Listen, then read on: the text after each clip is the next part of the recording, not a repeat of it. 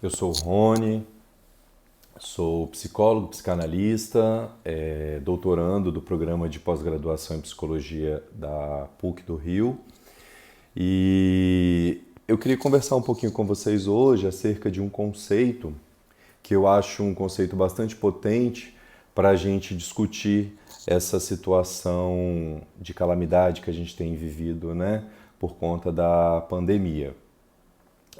Trata-se do conceito de pulsão anarquista, que é um conceito desenvolvido pela psicanalista Nathalie Saltzman, a partir de um outro conceito, né, que é o conceito freudiano de pulsão de morte. O Freud desenvolve a pulsão de morte como uma vertente oposta à pulsão de vida, que seria uma força que surge no corpo, né, cujo nascedouro é o corpo de cada um de nós humanos, e que atinge o psiquismo e nos impele a agir, né? Para a psicanálise, esta seria a fonte, né? Da energia vital, da energia que nos move, né?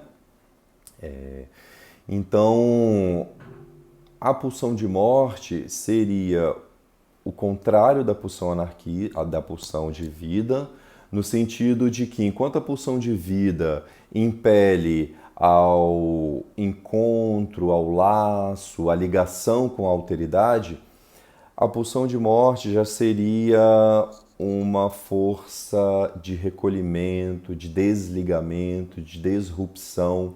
Nesse sentido, é uma pulsão ligada a tudo que tem de agressividade, de destrutividade, né? O Freud chega ao ponto de afirmar que seria uma força que leva o sujeito ao fenecimento, ao inanimado, à morte, né? Mas existem outras leituras, né, a partir dessa leitura freudiana, e uma delas é a proposição da Nathalie Saltzman, que nos fala da pulsão anarquista. A pulsão anarquista seria a pulsão de morte se voltando contra ela própria, a pulsão de morte se voltando contra a pulsão de morte. Ou seja, em situação onde a pulsão de morte está atuando no sujeito, convocando ao fenecimento, convocando a dor, ao sofrimento, né? Convocando a se destruir, na verdade, dar fim, muitas vezes, a um sofrimento, a pulsão anarquista se volta contra essa força para que o sujeito insista e persista na vida, né? É como se fosse uma força destrutiva atuando contra a força destrutiva para que o sujeito continue minimamente sobrevivendo em determinadas situações, essas situações que a gente está chamando de situações de calamidade, para que no outro momento ele possa vislumbrar, desejar novamente, né? E avançar aí junto a Eros, né? Que seria a pulsão de vida. Mas nesses momentos de calamidade, a pulsão de vida não teria muito espaço, né? A pulsão anarquista seria a força que possibilita o sujeito minimamente sobreviver, né? E o nosso entendimento é de que esse conceito é muito potente para ilustrar situações de resistência ao momento atual, e para isso a gente busca fazer uma conexão com o campo da literatura e traz exemplos da literatura. Um dos exemplos é a literatura concentracionária, a partir de um autor chamado Robert Antelme. É um francês que viveu o campo de concentração e sobreviveu ao campo de concentração. Então, o relato dele no livro A Espécie Humana é um relato de sobrevivência, né? E aí o que a gente articula é que ali naquela situação de total impossibilidade do sujeito sobreviver, existem alguns que sobrevivem, né? Não que todos poderiam sobreviver se tivessem uma pulsão de morte que atuasse, não é disso que se trata, né?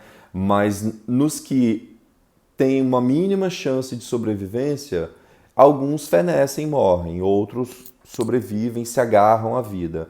Esse se agarrar à vida seria a obra, né, no ponto de vista de Nathalie Saltzman, da pulsão anarquista.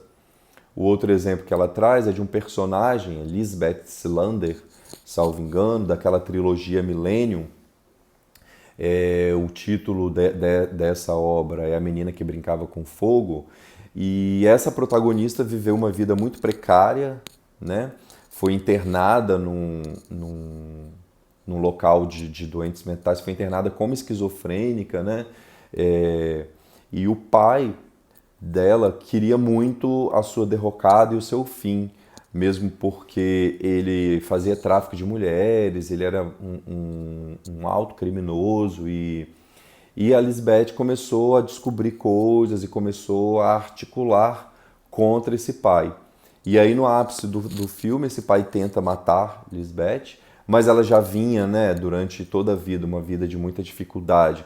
Ela sempre teve que afrontar a morte, então ela lutava, ela tinha estratégias marciais, ela é bastante potente nesse sentido, mas quando a morte chegou, né, no sentido de que o pai tentou matá-la mesmo, ela ainda assim conseguiu sobreviver, e aí quem assistir, isso também virou um filme, né? O nome do filme é exatamente o nome do livro, A Menina que Brincava com Fogo, vai conseguir perceber isso que a gente está dizendo, como que naquela situação de precariedade não havia lugar para desejo, não havia lugar para encontros, né? Não havia lugar para o amor e para bons sentimentos. A única coisa que poderia manter o sujeito vivo era exatamente uma força anarquista, uma força anárquica que lutasse contra as forças de morte que irrompem no sujeito. Então, a partir disso, eu gostaria de propor uma discussão aí com vocês, quem sabe ao vivo, né?